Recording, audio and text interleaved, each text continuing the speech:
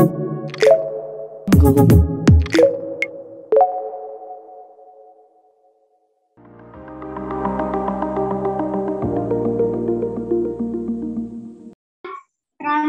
sampai jalan-jalan di weekend itu sebenarnya udah tercover.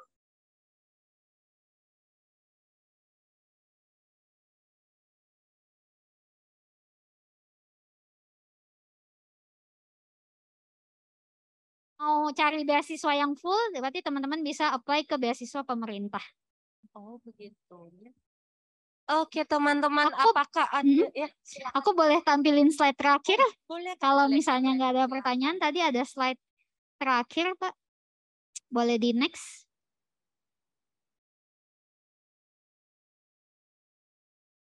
Boleh di next, nggak usah diklik Pak linknya. Di next aja slide-nya.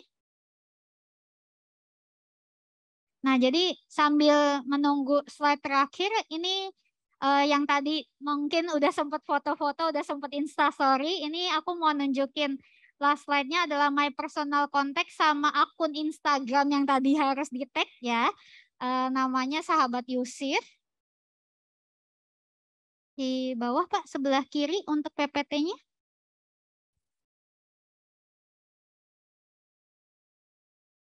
Yep. Nah, ini teman-teman bisa lihat di sini ada kontak aku, ada WhatsApp numberku juga, ada email sama untuk Instagramnya itu ya @sahabatyusit gitu. Jadi buat teman-teman yang tadi sudah sempat instastory dan mau join untuk challenge-nya bisa tinggal di mention aja. Nanti pengumumannya nanti malam. Cuman ngambil hadiahnya besok pagi bisa diambil di booth. Oke? Terima kasih banyak. Teman-teman, apakah ada yang mau bertanya? Ada. Silakan. Silakan.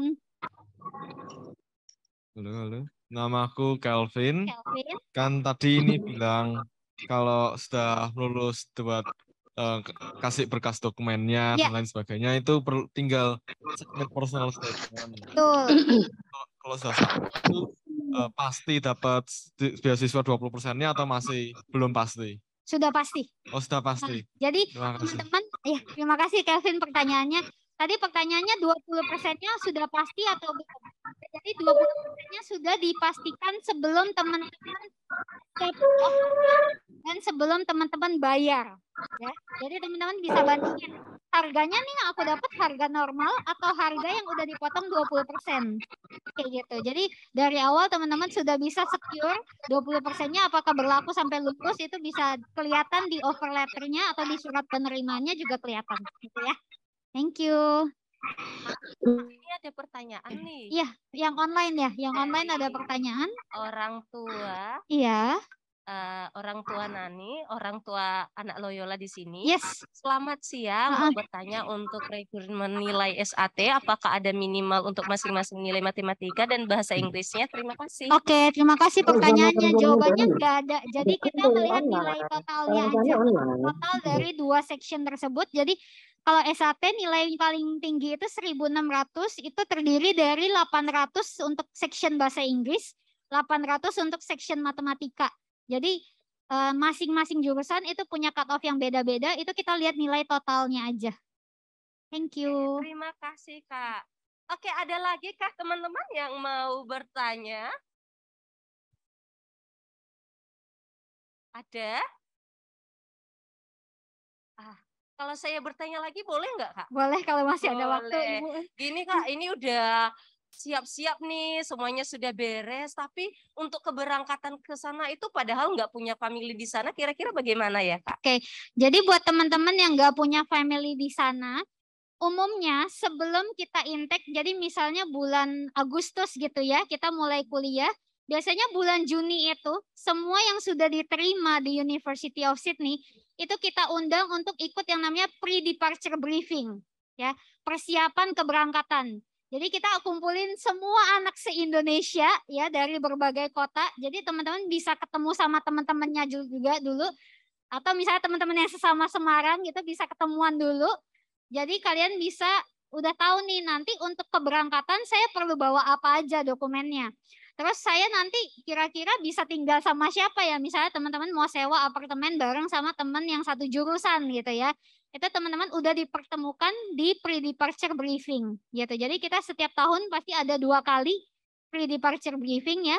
Jadi teman-teman bisa ketemu sama siswa University of Sydney yang lain yang juga sama-sama baru mau mulai gitu. Jadi teman-teman gak usah khawatir untuk dokumen segala macam, pasti kita tetap akan bantu, kita akan tetap pandu ibaratnya. Jadi sampai kalian udah diterima, sampai kalian di sana pun kalau misalnya ada apa-apa kalian tetap bisa kontak ke yang tim Indonesia yang ada di sini. Jadi nggak langsung kita lepas, bukan berarti oh udah diterima ya udah kalian urus sendiri gitu, nggak kayak gitu, tapi bakal kita tetap pandu sampai kalian sampai di sana.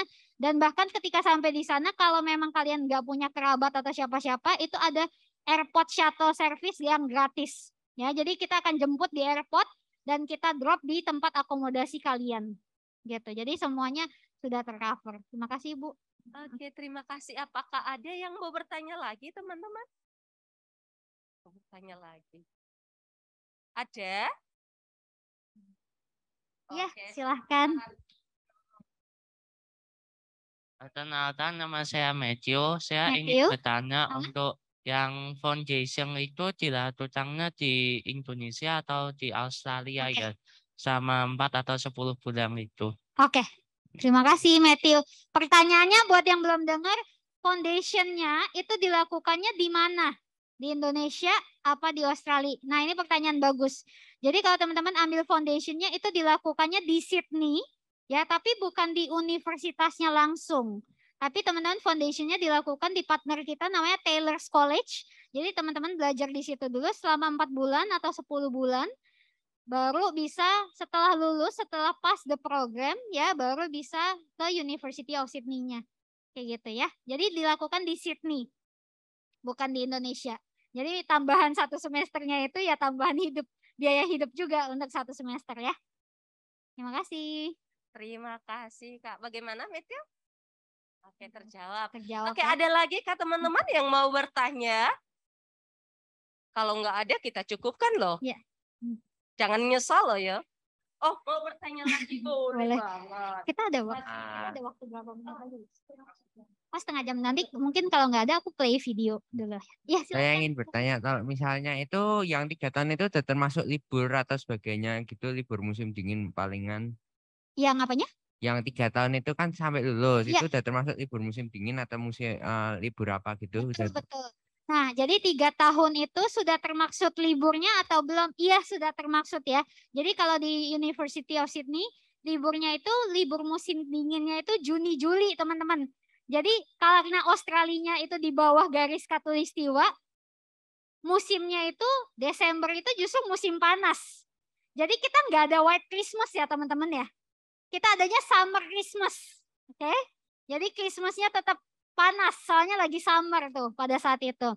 Tapi kalau misalnya pertengahan tahun, ya Juni, Juli, Agustus, itu justru kita lagi winter. Lagi dingin-dinginnya pertengahan tahun. Gitu. Jadi teman-teman yang misalnya Juni, Juli itu liburan winter, itu biasanya lebih singkat. Tapi kalau liburan summer itu Desember, Januari, Februari. Jadi 3 bulan. 3 bulan nggak ada kuliah, ngapain dong ya? Sayang dong ya. Nah biasanya 3 bulan ini pilihannya ada 2 ya. Teman-teman bisa mungkin balik ke Indonesia karena biasanya bertepatan sama liburan tahun baru segala macam, mungkin mau balik ke Indonesia boleh. Atau yang kedua adalah teman-teman stay di Australia dan boleh kerja full time. Oke. Jadi visa pelajar itu kalau lagi nggak ada kuliah, kalau cuman lagi liburan itu boleh kerja full time. Jadi tadi batasannya kan 40 jam per 2 minggu. Nah ini jadinya nggak ada batas. Bisa full time ya. Jadi teman-teman biasanya kalau mau nyari internship ya atau misalnya magang atau part time yang pengennya lebih banyak jamnya supaya dibayar lebih banyak ya, itu biasanya di saat summer ya, di saat bulan Desember, Januari, Februari kayak gitu. Ya, jawab ya. Terima kasih. Sudah ya. Oke, Kak, ada pertanyaan lagi dari orang tua Ibu Nani. Untuk intake Juli atau Agustus 2023, ini diperkiraan perkuliahan dimulai pada tanggal berapa? Seandainya ijazah belum lengkap, apakah bisa disusulkan? Terima kasih. Terima kasih Bu Nani. Jadi jawabannya, nah ini bagus nih. Kalau misalnya kan kalian kuliahnya bulan Juli Agustus. Juli Agustus itu biasanya dimulai tanggal 20-an Juli akhir ya. Jadi biasanya sekitar 1 minggu sebelum 1 Agustus itu udah mulai kuliahnya. Jadi biasanya kan teman-teman belum punya nih ijazahnya. Terus bisa daftar nggak? Bisa. Jadi yang pada saat pendaftaran itu cuman submit dokumen seperti SAT dan IELTS plus surat keterangan lulus ya. High school completion letter. Surat keterangan lulus itu berarti bisa dikeluarkan dari pihak sekolah ya, dari pihak sekolah biasanya bulan April atau bulan Mei ya. Ibu kalau nggak salah itu udah bisa dikeluarkan. Jadi bulan April atau Mei sudah bisa lengkap dokumennya. Sudah bisa untuk dapat surat penerimaan dan sudah bisa dapat untuk apply visa. Tapi kalau misalnya ijazah itu tetap harus disusulkan ya, tetap harus disubmit, tapi bisa nanti. Yang penting dari sekolah sudah kasih surat menyatakan bahwa oh siswa ini atau siswi ini sudah menyelesaikan kelas 12 dan memang sudah siap berkuliah gitu loh. Jadi dari sekolah sudah mengeluarkan surat tersebut, itu sudah bisa berarti nanti untuk dapat surat penerimaan. Ya, terima kasih. Terima kasih. Terima kasih. Apakah ada lagi teman-teman yang mau bertanya? Oh, silakan. Tentang dokumen itu seperti rapor, ijazah itu harus diterjemahkan ke bahasa Inggris tidak? Oh iya benar. Namanya siapa? Samuel. Samuel. Oke, pertanyaan dari Samuel. Dokumennya kalau bahasa Indonesia harus diterjemahkan atau enggak? Jawabannya harus. Ya, karena kalau bahasa Indonesia aja kan berarti dari tim admission atau tim yang ngelola dokumennya kan dia nggak tahu nih ini dokumen apa ya gitu. Jadi harus dikirim 2, bahasa Indonesianya tetap harus dikirim sama bahasa Inggrisnya. Ya, jadi semua aplikasinya itu biasanya online ya teman-teman, semuanya tinggal di-scan aja.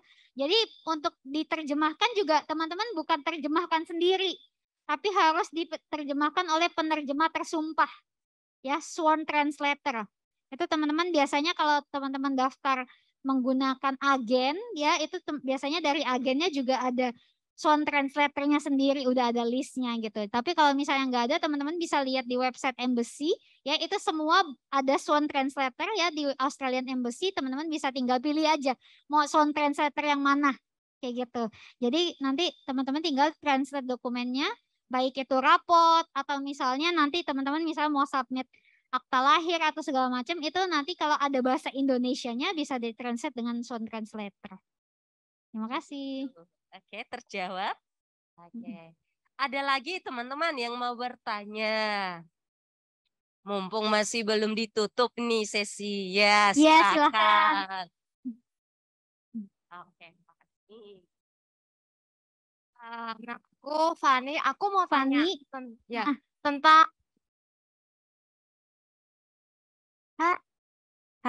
harganya. Harga, oke. Harga ya. Nah, itu aja Fani pertanyaannya. Oke, terima kasih.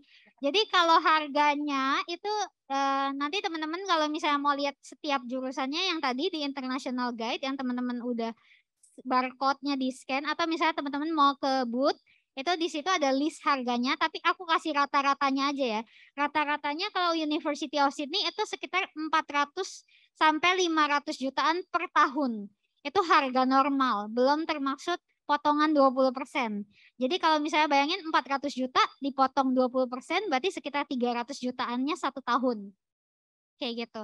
Itu hanya uang kuliah ya. Jadi di University of Sydney udah nggak ada uang pangkal, uang bangunan atau apa gitu, nggak ada. Itu udah mencakup semuanya gitu. Kalau untuk biaya bulanan berarti yang tadi ya. Berarti di luar biaya kuliah, teman-teman harus persiapkan biaya bulanan untuk diri sendiri itu 20 sampai 25 juta per bulan. Thank you. Nah, begitu Tiffany. Kira-kira terjawab. Oke, ada lagi yang mau bertanya? Tadi saya lihat ada tangan yang diangkat. Asalkan bukan. Ada lagi teman-teman? Ada lagi yang mana? Oke, ada lagi ini. Yeah. Silakan. Untuk tes SAT-nya nanti gimana ya? Apa kayak tes tertulis atau kayak interview gitu ya? Oke, thank you. Buat teman-teman tes SAT itu kayak gimana sih? Tes SAT itu daftarnya online ya teman-teman. Jadi teman-teman bisa daftar dari manapun. Kalau untuk tes centernya sendiri di Semarang ada di Bina Bangsa Semarang, di sekolah tetangga ya. Jadi teman-teman bisa belajar dulu atau persiapan dulu untuk SAT-nya. Kalau sudah siap, teman-teman tinggal pilih tanggal. Jadi SAT itu setiap tahunnya ada di beberapa bulan, ya. Misalnya kayak di bulan Oktober ada, Desember ada, Januari, Maret ada gitu. Jadi teman-teman tinggal pilih aja mau tesnya kapan. Oke? Nanti ketika udah pilih tesnya kapan, itu tesnya biasanya pakai komputer. Ya, jadi ada pilihan ganda, ada jawaban singkatnya, ada writing essay-nya ya. Jadi teman-teman nanti tesnya biasanya menggunakan komputer.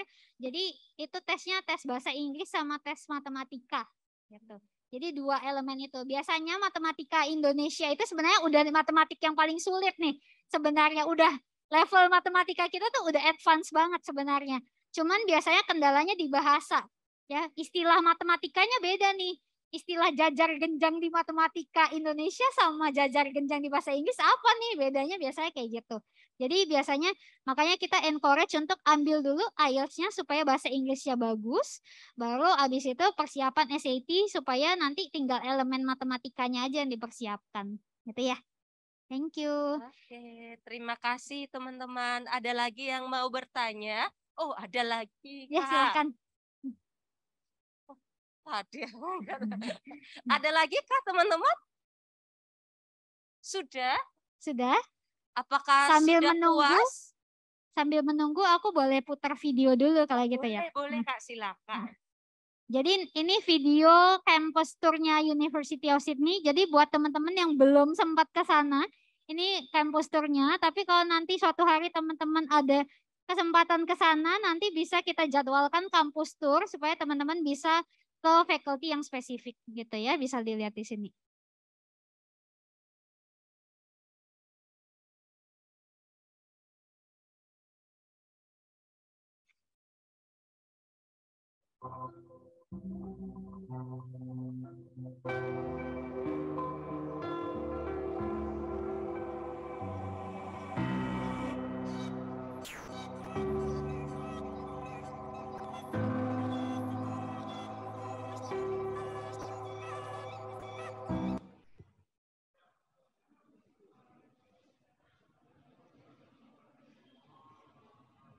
Kita ulang videonya dulu.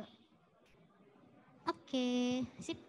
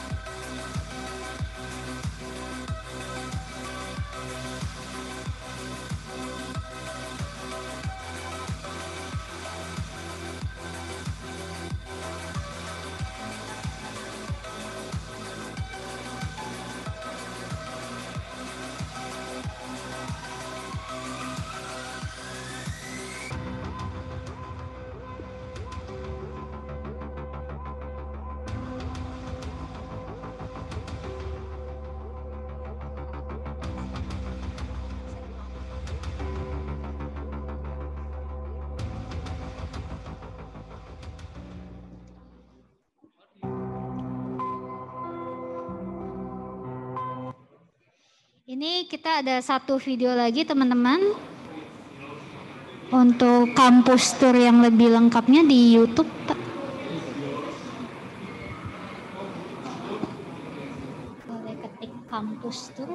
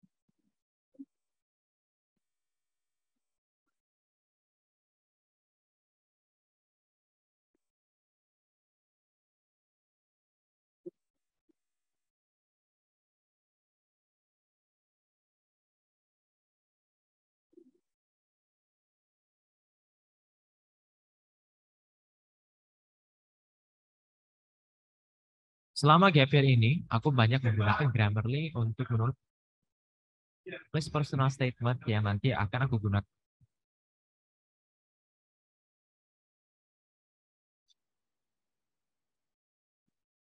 Hi, I'm Emily, and today I'm going to show you around the University of Sydney.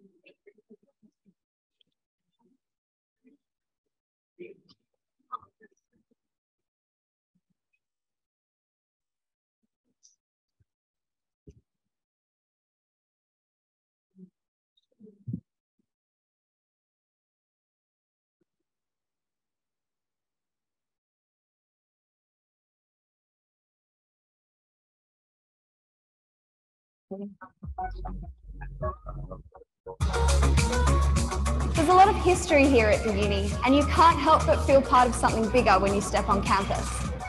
One of the things that I really like about the university is the sense of community that exists here. And I think it's the grounds and the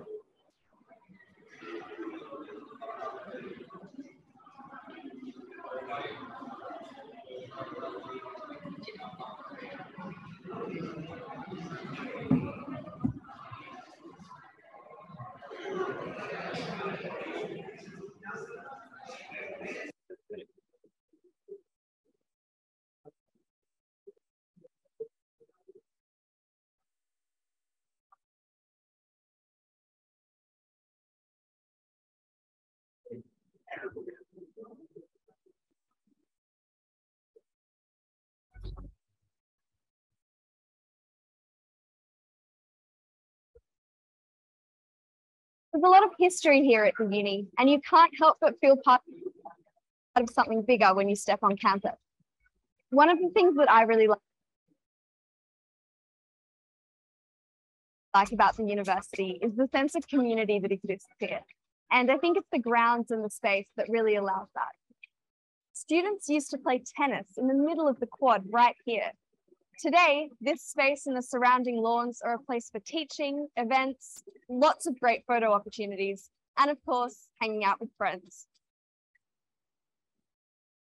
You can see why this whole place is known as the Oxford of the Southern Hemisphere. And this is the Great Hall, the first and last stop for a lot of students, where we have graduation and welcome new students from overseas. If you look up, you'll see 12 carved wooden angels. They're carrying books and scrolls inscribed with symbols referring to the arts and sciences.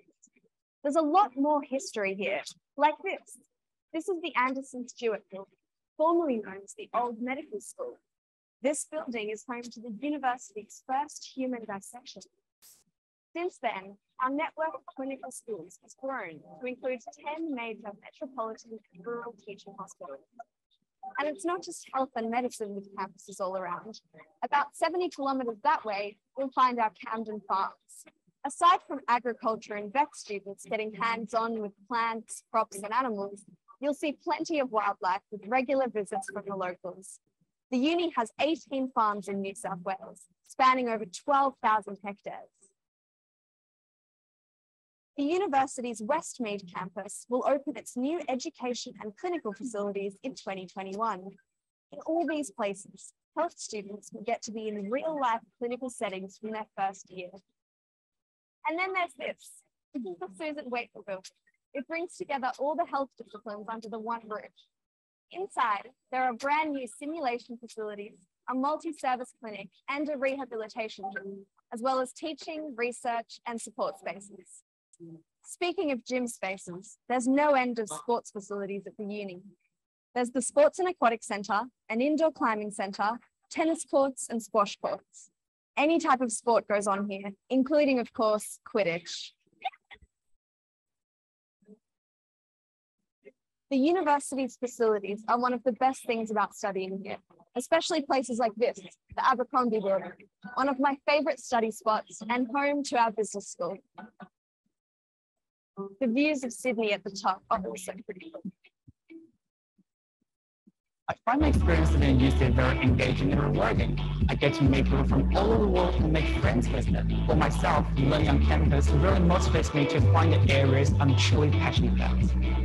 Here's Sydney College of the Arts' brand new facilities. It has traditional fine arts and crafts, film and digital labs. You can create almost anything here, both physical and virtual. Then there's the new multi-purpose social sciences building. Near the social sciences building is Courtyard Cafe. It's a great place to have a drink and catch up with some friends. There's no end to great cafes and shops around campus. And you get to Courtyard Cafe via the legendary graffiti tunnel and a place for creative expression. You can spray paint, write slogans, and create street art. It's a use of students' rite of passage. Just here, researchers and students are deepening their knowledge of the tiniest things in the universe at the Nanoscience Hub. And this is the Quantum Lab, the clean room, where every 68 seconds, all the air is replaced completely. Not a single stray hair is allowed inside.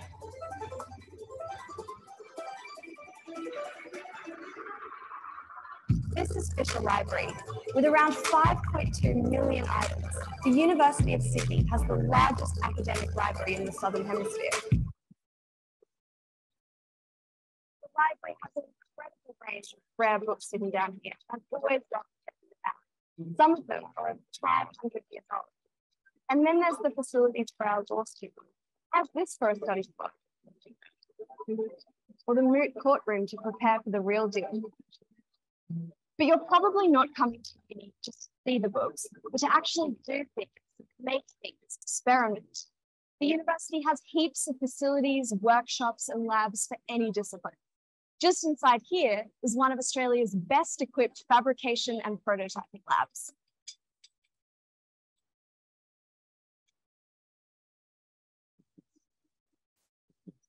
The Design, Modelling and Fabrication Lab, we say DMAF around here, includes a wide range of robotic arms, 3D printers, laser cutters, and basically a whole lot of cool stuff. But I better leave it to the experts to use it. You'll get in the field experience and interact with new and diverse environments, all without leaving campus. I love that there are so many cool things that I can use in order to explore my creative side and create these amazing works of art. Just a few minutes walk along City Road and you'll find the newly built Life, Earth and Environmental Sciences building, home to some of the many science labs we have on campus. Our immersive learning lab is the largest of its kind in Australia. There are several new precincts that are opening soon. This engineering precinct is opening in 2021. It may not be finished just yet, but trust me, it's going to look like this. I think the best thing about studying engineering at USyd is definitely the fact that you're learning under one of the best faculties in the world and using top-of-the-line infrastructure every day. This is the Conservatorium of Music, and here you will truly experience the music industry in action. It's home to 5 performance venues like this, the Verbruggen Hall, sound mixing studios, and not to mention some world-class talent.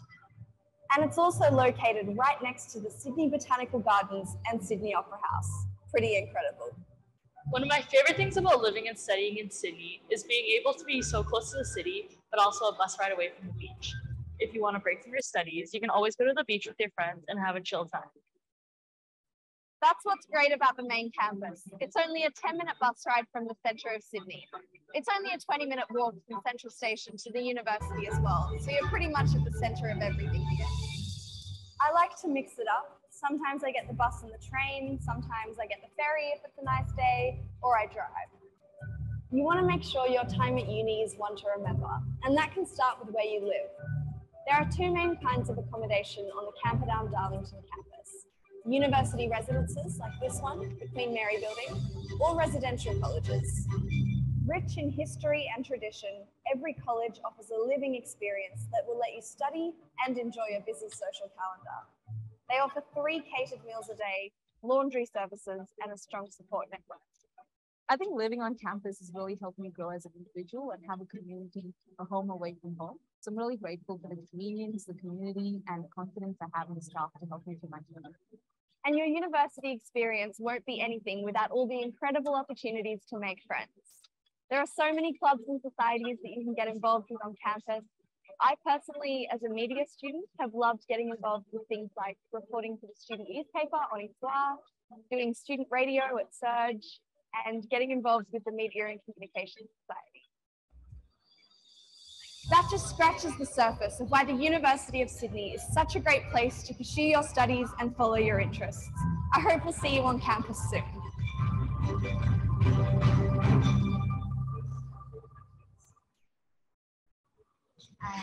Nah, itu video campus tour-nya teman-teman. Jadi kalau misalnya teman-teman ada kesempatan pas lagi liburan ke Australia atau ke Sydney ya, teman-teman mau campus tour langsung. Jungle.